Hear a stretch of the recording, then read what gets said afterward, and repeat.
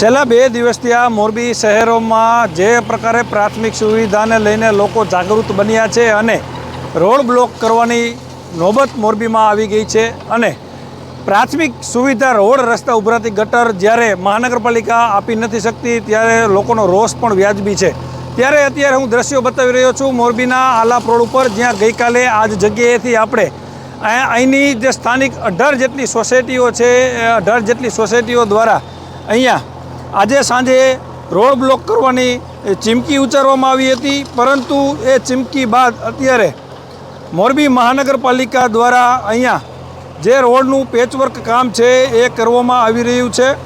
ખાસ કરીને નંદનવન, ગજાનંદ, આરાધના, સત્તાધાર, ખોડિયાર પટેલનગર, આલાપ પાર્ક સહિતની સોસાયટીઓ અહીંયા સમાવેશ થાય છે અને આ રોડ તમે અત્યારે જોઈ શકો છો કે કેટલી ખરાબ હાલતમાં છે અને લોકોને ચાલવું મુશ્કેલ બની ગયું હતું। ગઈકાલેના રાત્રે 100થી વધુ સોસાયટીના રહીશો એકત્રિત થઈ અને ચક્રવાત ન્યૂઝ અને મીડિયાના માધ્યમથી ચીમકી ઉચ્ચારવામાં આવી હતી કે જો આજે એટલે કે તારીખ 9ના રોજ સાંજ સુધીમાં રોડ રિપેર કરવામાં નહીં આવે તો આ રોડ ચક્કાજામ કરવામાં આવશે। પરંતુ એ ચીમકી બાદ આજે સવારથી કમિશનર સાહેબ, ડેપ્યુટી કમિશનર બંને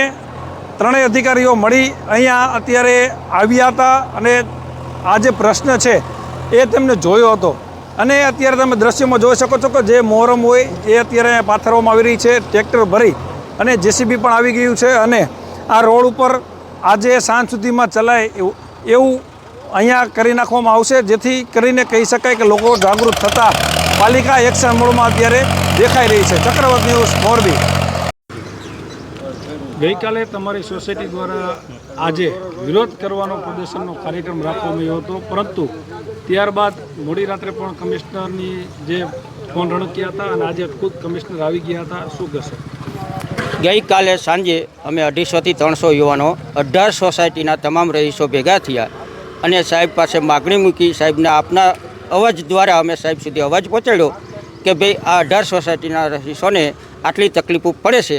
ત્યારે આ તાત્કાલિક નોંધ લઈ રાત્રે 12:30 વાગ્યે મહાનગરપાલિકાની ગાડી આવી અને અહીંયા સર્વે કરી ગઈ અને સવારના પહોરમાં જ દી ઉગતાની સાથે જ મોરમની ગાડી અહીંયા પણ ચાલુ થઈ ગઈ છે, જેસીબી પણ આવી ગયું છે, ટ્રેક્ટર પણ આવી ગયું છે અને અત્યારે અભી હાલ ખુદ કમિશનર સાહેબ પણ મુલાકાત લઈ અને અમને સારામાં સારું આશ્વાસન આપી અને કામ ચાલુ કરાવી, કન્ટિન્યુ કામ ચાલુ કરાવીને ગયા છે। એટલે હવે પછી અમે સાંજે 5 વાગે મળશું ખરા બધા સાથે, પણ કામને જોગવાઈ આપવા માટે, કામમાં મદદ કરવા માટે બધા યુવાનોની ટીમ સાથે મળશે। પણ અત્યારે સાહેબ અમને આવી અને સારામાં સારું આશ્વાસન આપીને ગયા છે, તે બદલ અમે પણ સાહેબનો આભાર માનીએ છીએ કે અમારી વાતની નોંધ લઈ અને કામ સત્વરે ઝડપથી ચાલુ કરાવી આપેલ છે। સાહેબ, આજે તમે આલાપ રોડ વિસ્તારની મુલાકાતે આવ્યો છો, લોકોનો જે પ્રશ્ન હતો તેમને તમે અત્યારે સાંભળ્યું છે અને હાલ જે એમનો પ્રશ્ન હતો એનું સોલ્યુશન પણ અત્યારે આવતું જણાઈ રહ્યું છે, શું કહેશો?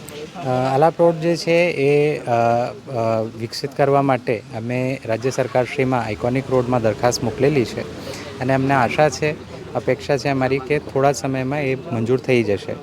જે મંજૂર થશે તો તરત જે વહીવટી પ્રક્રિયાઓ છે એ પૂર્ણ કરીને અમે પ્રયત્ન કરશું કે આ વર્ષના એન્ડ સુધીમાં એનું કામ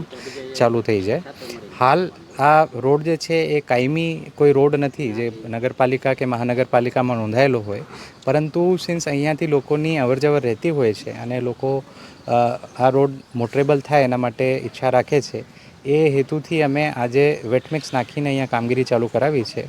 અને અહીંયા લોકો સાથે પણ અમે વાત કરી, એમને પ્રશ્નો પણ સાંભળ્યા છે અને એનું ત્વરિત નિકાલ આવે એના માટે અમારી ટીમ સંપૂર્ણપણે પ્રયત્નો કરશે।